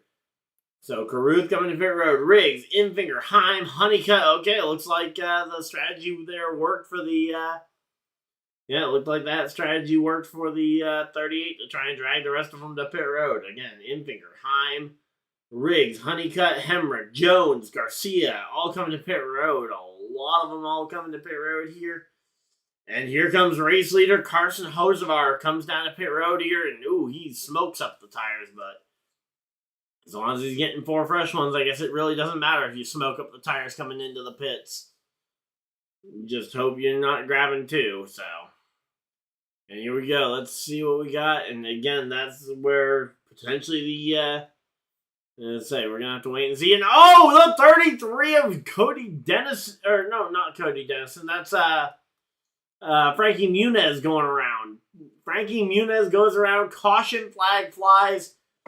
And I'm starting to think that maybe that strategy, I said it was a great strategy call. I still like the strategy call, but I think that one's going to bite the drivers who pit, because William Byron stayed on the track. He is going to try and he's going to try and trap as many of these guys a lap down as he can. Obviously, they're all going to have to come to pit road, but if you can trap maybe 1 or 2 of these guys off the lead lap, that's going to be big. And the caution flag flying here. Byron, again, you know he's going to have to come to pit road, but again, if you can just, the question is, who doesn't need to come to pit road?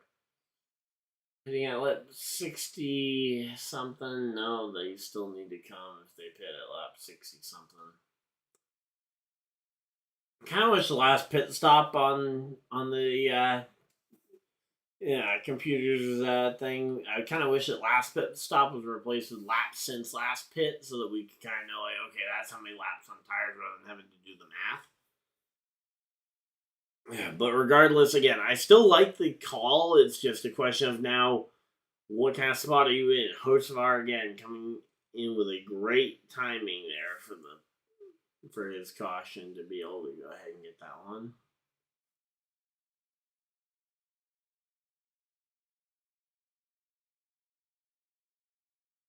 So again, most of the field from about from Hocevar on back, the entire field has come to pit road.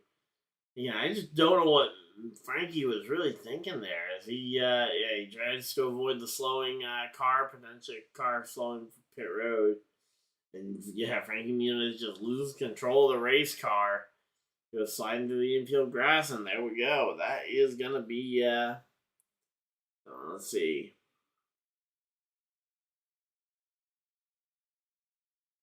So there we go. So again, Byron, Friesen, Gray, Ruggiero, Majeski, Rhodes, Mills, Crafton, Curry, and Perez are all going to need to come down pit road. Again, Hocevar, so the top 12 all need to come for tires and fuel.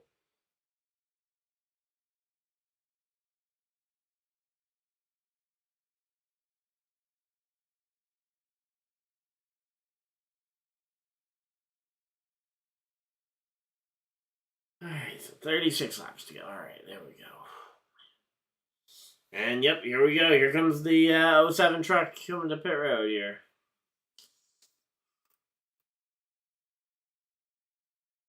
So yeah, the 07 coming to pit road. We'll have to wait and see if the rest of them follow suit. But as of right now, I think this one is definitely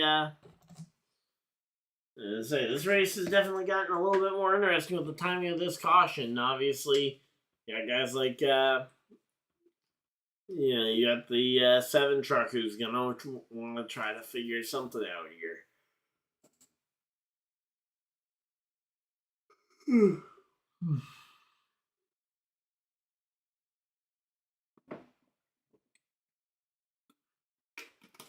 Alright, so there we go. Stuart Friesen wins the race off pit road over William Byron. Ruggiero gains 1 spot. Tanner Gray loses 1 spot. Mills comes out 2 spots ahead on pit road. Majeski losing 4 spots on the pit road. That is unfortunate, but there we go. Top 10 coming off pit road. You do have most of them gaining or losing at least a spot, but all in all, I think they're just happy to have 4 fresh tires, and hopefully they're going to be able to make use of some of them on the restart. Although, some of those guys were literally on pit road as the caution flag was flying, not a whole lot of laps under caution.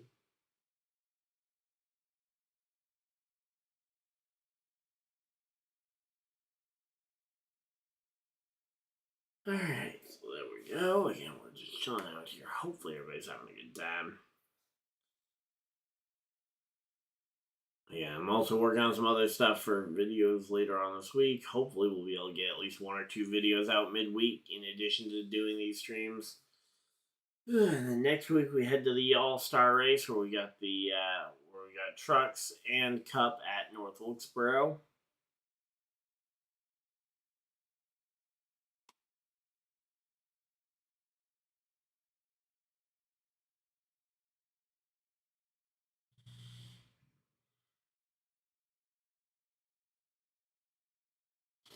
Alright, so 34 laps to go again. We got time. The question is, have you ever been to a Kansas Speedway race? No, I have.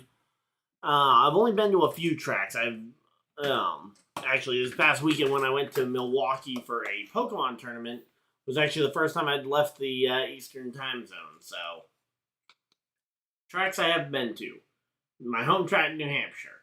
Pocono for the doubleheader. Richmond for Richmond, not for a NASCAR race, but it was actually went to Richmond. Happened to be passing through Richmond on the day of the Daytona 500 and was able to stay in their thing for their watch party.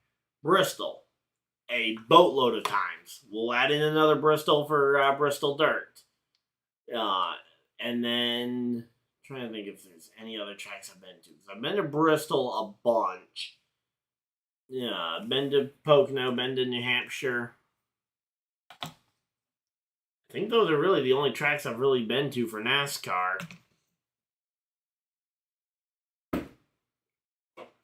Yeah, it just feels like a lot because it's been a lot of trips down to Tennessee. Was supposed to go to a Martinsville race, but ultimately kind of and the last minute kind of changed that plan. So I was actually supposed to be there when Todd Gilliland, I believe it was, got his first win, and Fox had their massive screw up on the Fox broadcast. But yeah,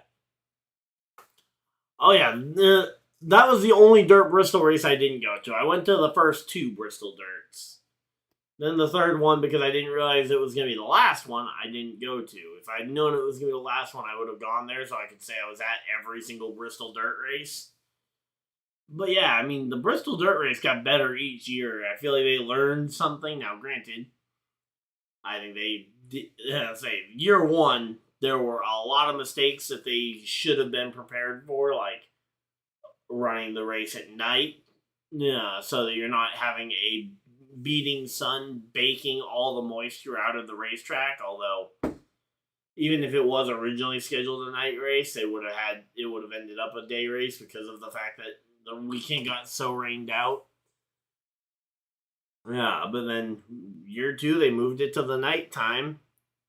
It was able to hold the moisture a lot better, and then we got a lot more rain during the race. Almost ended the race early due to the rain, but we ultimately got all the laps in. Here we go. Green flag is out, and we are back to racing. And Charlotte. That was the other track that I was forgetting. Charlotte for both. I was at the 600 and the Roval in the same year. So there we go. We're back to racing, though. Host of our out at front here as Stuart Friesen jumps to second. William Byron jumping up to third here. The question is, where is Heim, and can Heim find any way to try and get back into this one? Again, no more pit stops if we run green to the checkers here. It's going to run green to the checkers. Heim is back in 14th place currently, and that is a long ways back. I knew there was another track down there. I just couldn't, for the life of me, remember which one.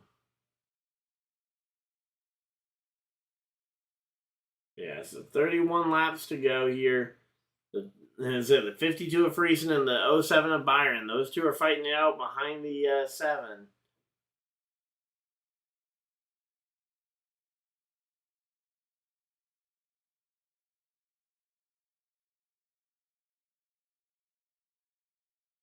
Alright, so there we go again right now. 30 laps to go.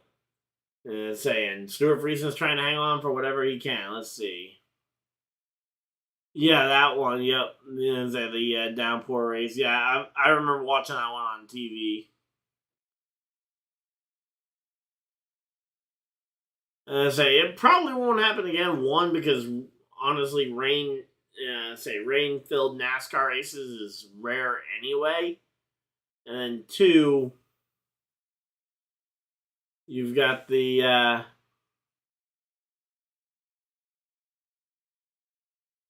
and then second off, you've got the fact that I believe the lighting has been improved at the Roval, so I don't think it will be nearly as hard to see in a downpour that starts to turn into a night race. But yeah, I was there to see AJ Allmendinger win the Roval, and then not this past year, but the year before's 600. So the last 600 before Kyle Larson attempted the double.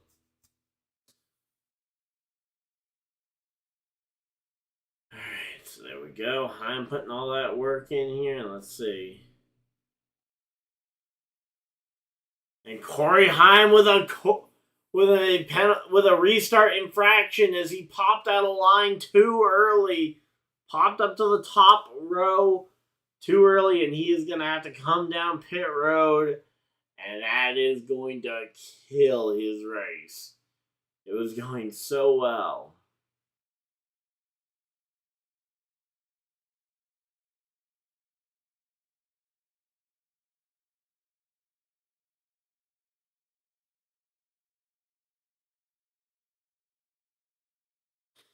Alright, so again, 26 laps to go here.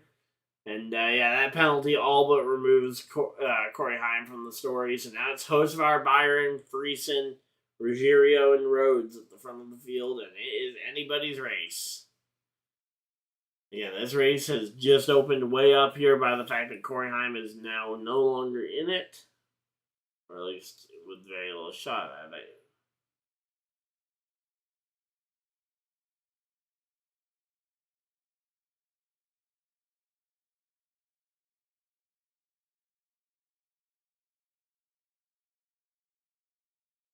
Alright, come on, man. Man, it is definitely tiring, especially because I am now officially out of drinks, so. Oh, we got a spin and crash.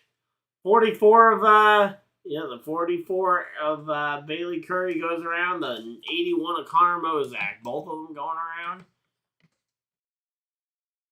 Alright, there we go. Let's see.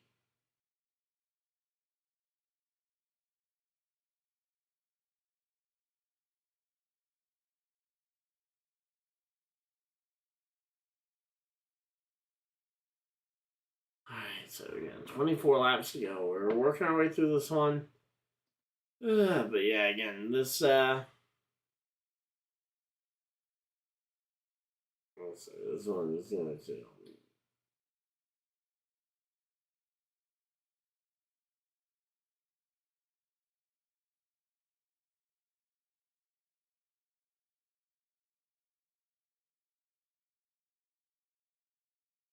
Alright, man.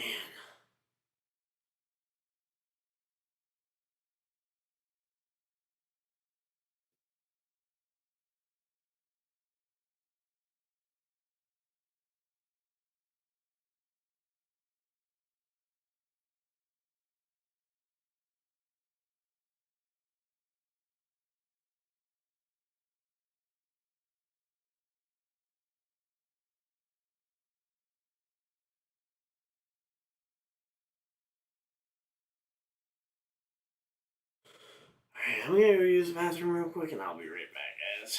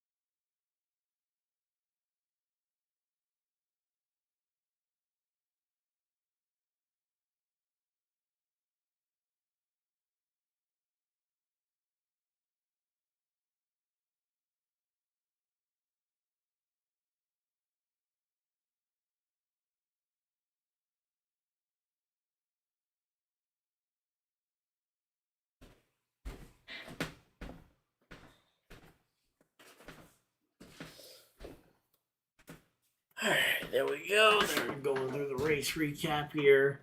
Corey High with a pit gun issue. That's what led to him losing those spots earlier. Alright. Yeah, and then the Frankie Muniz crash there. Yeah, he has not been able to catch much of a break this year. And then the most recent caution that put us under here, the 44 and 81, both with pretty much synchronized spins there down the inside.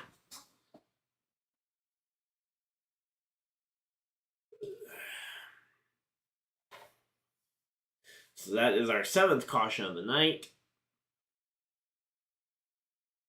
24 cars currently on the lead lap. And with most of our leading, we have ourselves a pretty good shot to see this one continue, but let's see. Alright, again, we got ourselves under, as we're going to be at about 20 laps to go and go green here, probably. Alright, let's see.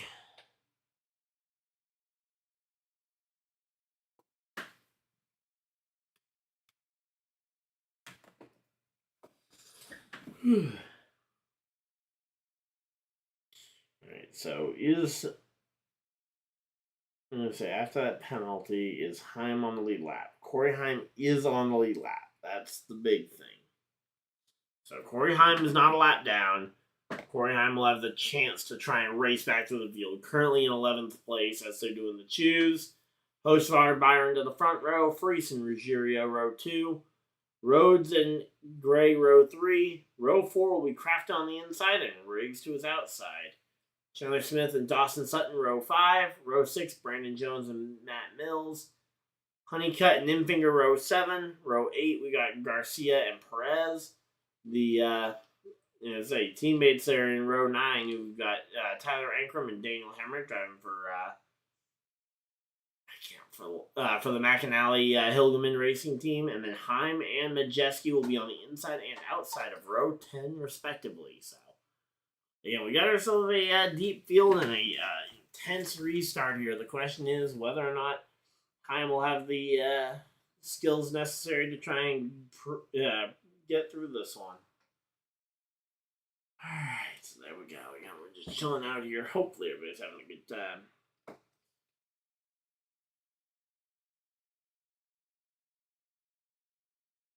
And I say the last time Stuart Friesen was able to get a win, it was 2022. Wow, that was a long time ago. Alright. So it'll be 20 laps to go when we go green. 20 laps to go when we go green. Alright, here we go. Field in the hands of the 7 and the 07. We got the 7 of Hocevar, the 07 of Byron. Green. Green flag's out. 20 laps to go.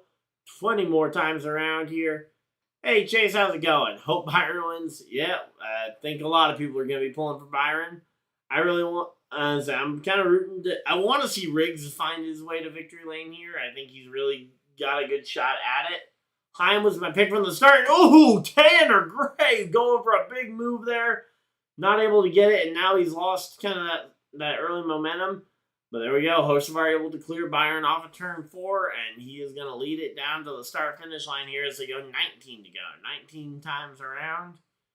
But yeah, the 34 of Riggs is probably the guy I would like to see win. Again, my pick before my previous pick was the 11 of Heim, currently sitting in the 16th position, and if he can keep moving forward, he might have a shot. But the biggest thing is just gonna be passing cars consistently, especially once he gets up into that top 5, top 10.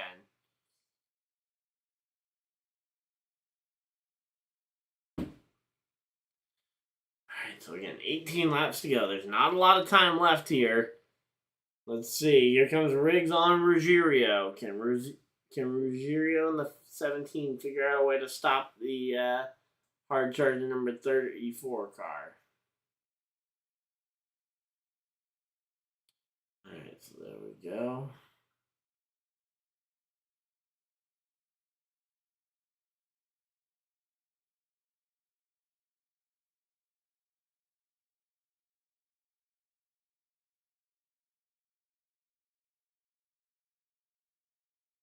Alright, here we go. 17 laps to go.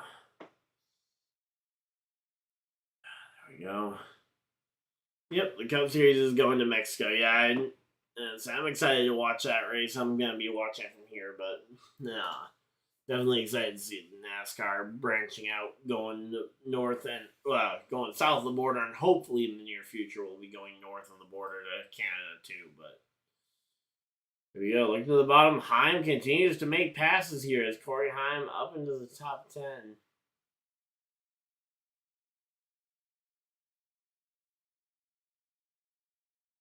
Alright, so again, 16 laps to go. Here we go.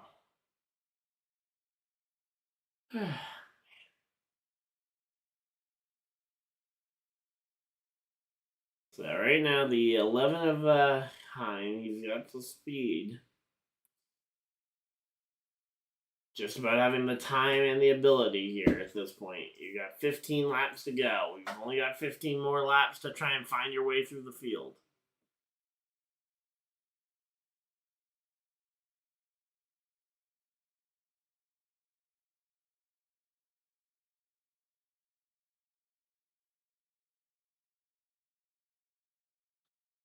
Alright, so here we go.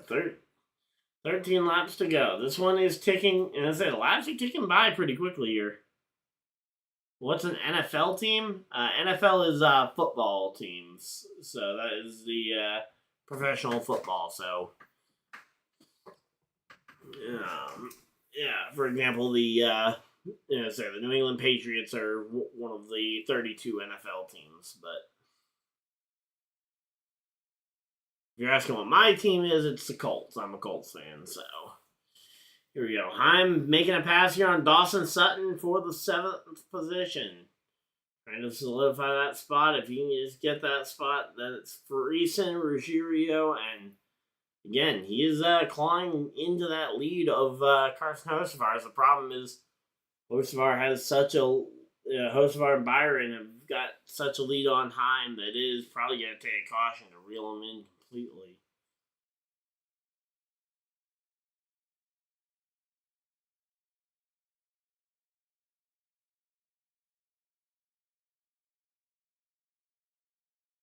Alright, so there we go. 12 laps to go, and there we go. Lane Riggs finally passes Tanner Gray for third. So, alright, again, we're just chilling out here. Okay, Baker Mayfield's on the Buccaneers. Colts is okay. Alright. Yep. Alright, so again, Hyman in seventh here. He's working his way through this one pretty effectively. It's just about trying to make these passes. Come on. Alright. Corey Heim all over the back bumper. Two of his top teammates here. Alright, so 11 laps to go. Again, Hocevar out in front of Byron here. And really, it's going to be tough for any of these guys to really catch Hocevar or Byron at this point because those two have got such a lead. I mean, 1 second between Byron and Riggs on its own is massive. Then you got another 3/4 of a second to get to Hocevar. Is Fox bad? I mean, I don't hate Fox's coverage, but I feel like a lot of the times they could definitely do a lot better, especially like the Talladega coverage, which was our last NASCAR Cup Series race before we went to our vacation, where we had a side by side commercial break with 5 laps to go in the race. But yeah, it's one of those things that I haven't really had a problem with anything on the broadcast tonight. So maybe they made a change.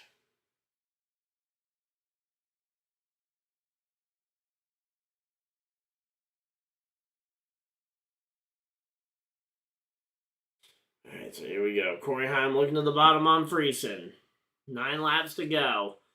Heim, he's going to get an edge. He slides up in front of Friesen, and he's going to take that spot. 8 laps to go. 8 more times around. So 8 more times around here. Lane Riggs slides in front of William Byron. There we go. Lane Riggs making a move here. Up to second goes Riggs. There we go.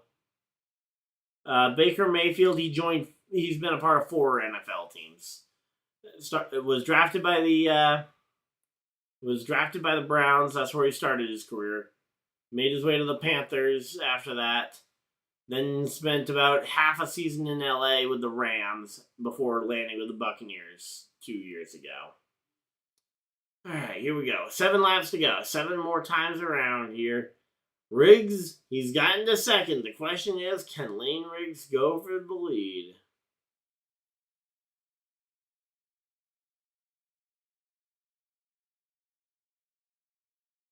Alright, so again, 7 laps to go. Not a lot of time left here. Let's see. Again, can anyone catch Hocevar here? Riggs has gotten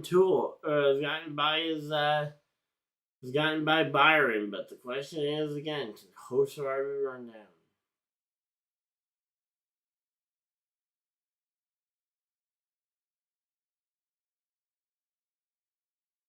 Alright, so there we go. Let's see.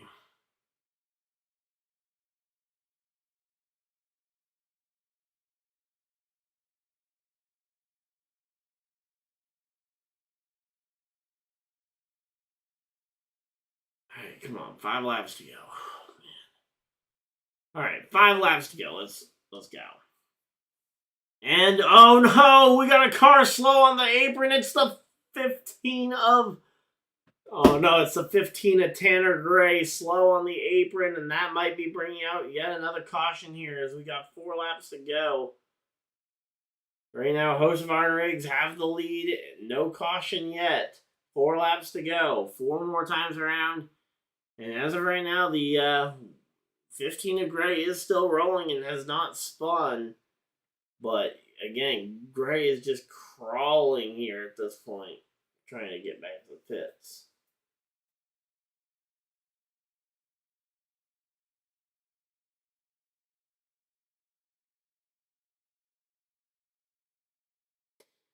Alright, so here we go. 4 now. 3 laps to go. 3 more times around here. Alright, 3 laps to go, and here we go. Riggs has gotten close. The question is, can Lane Riggs find a way to beat Hocevar here at Kansas? Oh, he's scraped the fence a little bit. A little bit of incidental contact with the wall there for the 34 of Lane Riggs. Going all the way to the bottom. He's looking for a slider. I'm gonna say Lane Riggs not able to pull off a slider on that one, but here we go. He's gonna regroup. 2 laps to go. 2 more times around. This battle for the lead is going to be insane.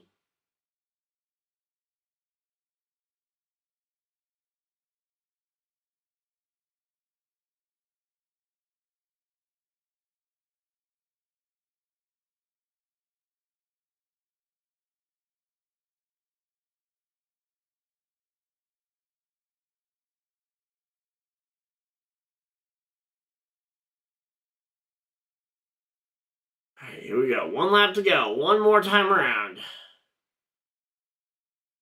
Hey Jarvis, how's it going? Oh, you're there. All right, nice. Here we go. The last lap. Oh! Hocevar gets slid, but he hangs onto it. Hocevar and Riggs contact on the final lap. To the bottom. Riggs looking for anything he can. Hocevar in control off of turn 4. Carson Hocevar with the middle finger out the window. Hocevar wins in Kansas. There we go. That woke us up. Oh, man, that was a long race. Or at least it felt long. There we go. Riggs coming home second. Third, Byron. Fourth, coreyhiem fights all the way up and gets back to 4th place after another string of bad luck befalls him.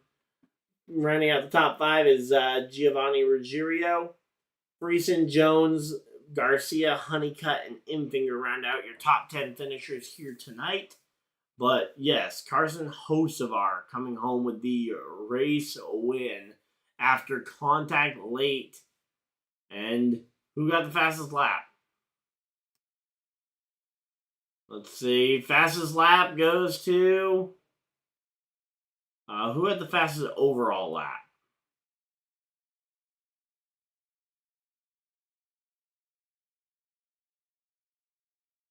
Okay, it doesn't say who had the fastest overall lap. Okay.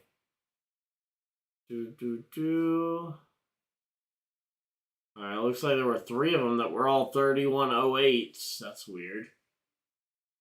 Alright, so yeah, again, as per usual, again, if you guys just showed up for the race reaction, that is going to be the end of it. I will be back tomorrow. Hopefully, I should be more rested for tomorrow's Cup race.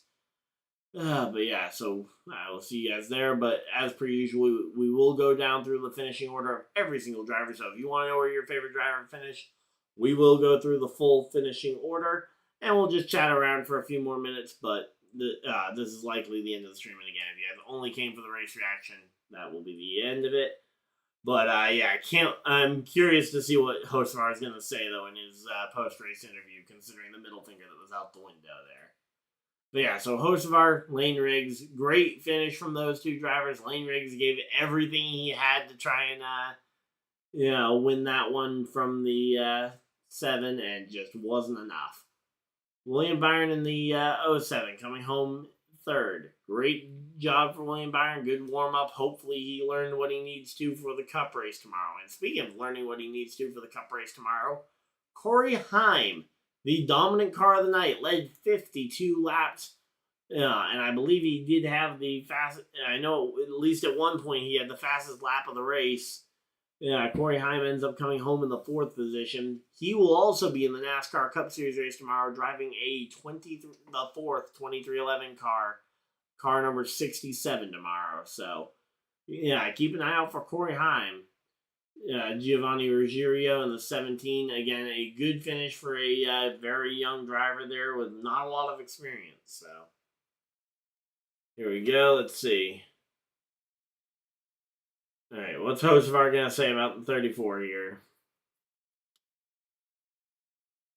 Get to us for, say, he fell back super good, and it's been a while since I've been in a finish like that where it was all out there. Credit to him. He knows he's going for everything. I'm shocked. So I threw it away there at the end. Okay, wow. He was actually very respectful. I mean, honestly, a lot of maturity there from it, despite the middle finger out the window. I mean, I'm sure he's suppressing a few feelings there, but yeah. So again, Giovanni Ruggiero, good top five for the young driver. Hopefully, we'll get to see more like that out of him later on. Then we got Stuart Friesen coming home sixth. Seventh was Brandon Jones, full-time Xfinity Series driver, just making some truck starts to keep his feet wet while the Xfinity Series has their kind of spring break here. Then you got Jake Garcia, the pole sitter. He comes home in the 8th position after failing to lead the first lap of the race from Poland. In fact, he never led a lap all night, but nice top 10 finish, though.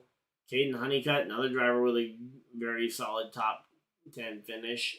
Grant Invinger, another driver that was right there in the middle of things most of the night, and ultimately just comes home with a 10th place finish. You wish you had a little bit more to show for it, but ultimately, every day can't be your best. Daniel Hemrick comes home 11th. 12th was Ben Rhodes. It's a former Truck Series champion right there, Ben Rhodes. Matt Mills comes home in the 13th position. 14th will be Matt Crafton, and rounding out your top 15 will be Ty Majeski. Again, those Thor Sport trucks have just been kind of irrelevant most of the season. Dawson Sutton coming home in the 16th position, not terrible. Again, it's been a minute since we've seen a truck race, so. But yeah, Tyler Ankrum coming home 17th. 18th will be Chandler Smith. 19th, Connor Mozak. And rounding out your top 20 is Andres Perez. Tony Breidinger coming home in the 21st position, driving the number 5 car. Raja Karut, and that's the last driver who finished on the lead lap. Raja Karuth ends up one lap behind the race in 22nd position. Cody Dennison also one lap down in 23rd, driving truck number 2, which is normally driven by a friend of the channel, Stephen Malazzi, who we had him on the channel a month or two ago, but that was a great interview. But yeah, Cody Dennison got that truck for this week. Hopefully we'll see Malazzi back in the truck soon, but not a bad run for that truck considering that team has had a plethora of mechanical issues this year. Spencer Boyd in the 76 team coming home in the 24th position, 2 laps off the pace. Jack Wood coming home in the 25th position, also 2 laps off the pace.